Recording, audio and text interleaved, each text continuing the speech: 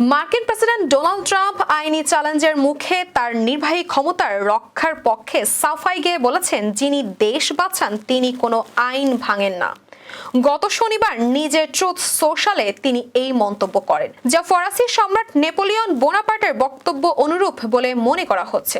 বার্তা সংস্থা রয়টার্স জানিয়েছে, নেপোলিয়ন 1804 সালে নিজেকে সম্রাট ঘোষণার আগে এমন চুক্তি দিয়েই নেপোলিয়নিক আইন কানুন চালু করেছিলেন। ট্রাম্পের এই বক্তব্যে যুক্তরাষ্ট্র জুড়ে সমালোচনার ঝড় উঠেছে। ক্যালিফোর্নিয়ার ডেমোক্র্যাট সিনেটর অ্যাডাম স্টিভ এক্সে লিখেছেন, এটি একজন স্বৈরশাসকের মতো বক্তব্য। দ্বিতীয় মেয়াদে দায়িত্ব নেওয়ার পর ট্রাম্প নির্বাহী ক্ষমতা ব্যাপকভাবে প্রয়োগ করেছেন, জানিয়ে একাধিক আইনি লড়াই চলছে।